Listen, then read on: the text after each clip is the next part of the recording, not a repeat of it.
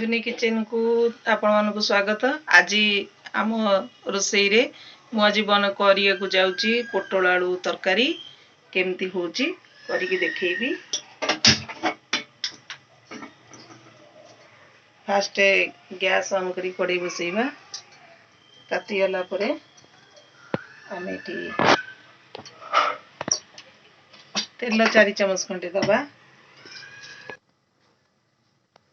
आमर एबे तेल ताती जाइची। मु आधा किलो खंडे नेइची पोटल ताकू मु एमती भाबरे धोईकरी काटी देइची। ताकू इनले भाजीबा।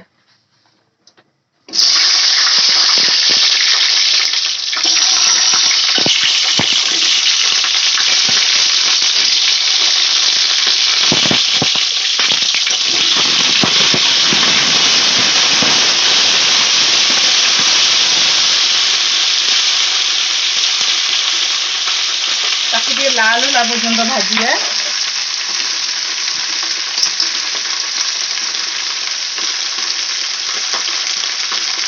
लाल भाजिले आम काढ़ी दबा। आमर पोटल देखु केमती लाल हो गला। आम काढ़ी दबा।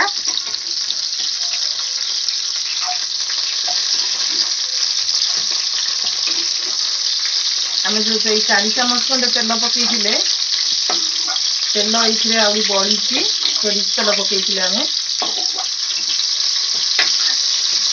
काढ़ी देवी। पोटल भाजी गला। तापरे मुझे 2टा सिझा आलू को एमती काटिकी रखी ताकू से तेल रे टिके भाजी दबा।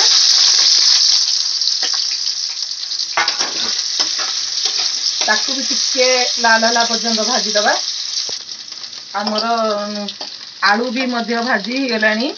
आमे ताकू एले काढ़ी दबा।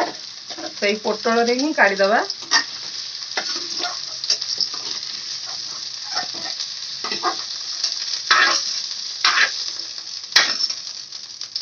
आमर 2 चमच खंडे तेल अच्छी।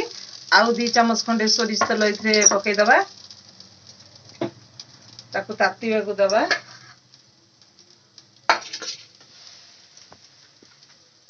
मुझे टिके जीरा तेजपत्र 2टा लवंग 3टा गुजराती गोटे ताकू फुटेया छाड़ पकई दबा।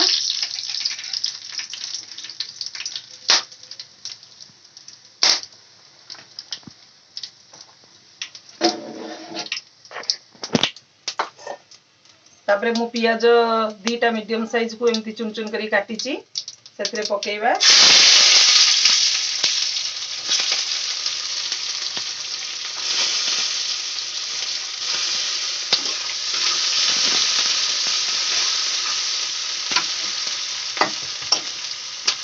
लाल होला पर्यंत भाजिया को छाड़ दबा।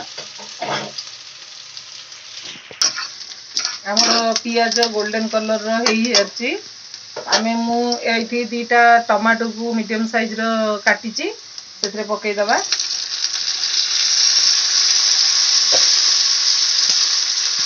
लूण 1.5 चमच खंडे सेथरे पकई दबा स्वाद अनुसार।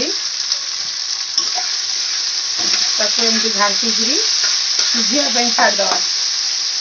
टमाटो टा जेमती मेल्ट हो जिवो हम सिझिया पे छाड़ दबा। तापर ता घोड़े दबा।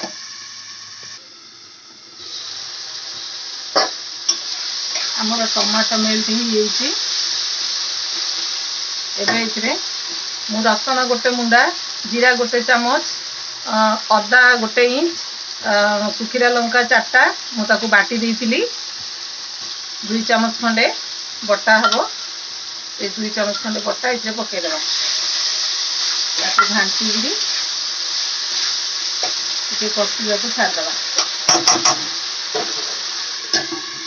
घोड़े दबा।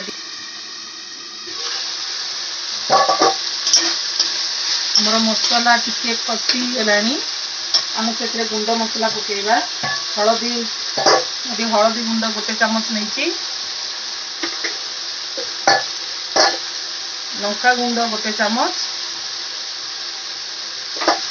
धनिया गुंड 1.5 चमच।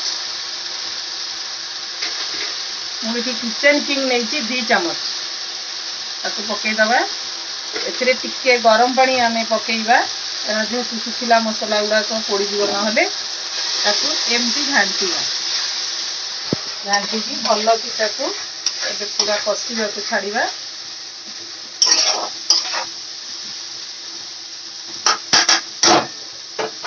ताकू घोड़ेई दबा सिम रे रखी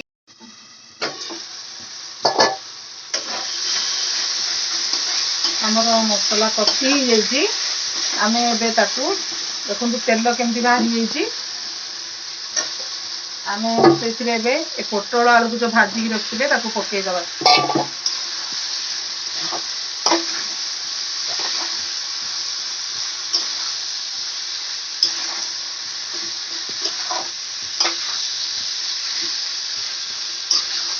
एमती कषिबा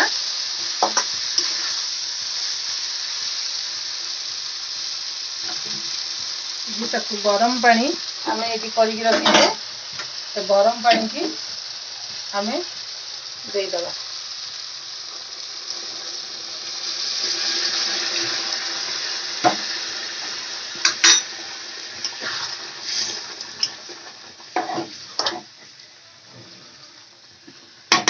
ताकू 5 मिनट खंडे फुटिया को छाड़ दबा घोड़े दबा टिके खाई तरकारी बढ़िया हो पूरा मखा मखा हो आमे से लास्ट रे धनिया पत्र किछि पकई दबा बासना पई टिके घांटी दबा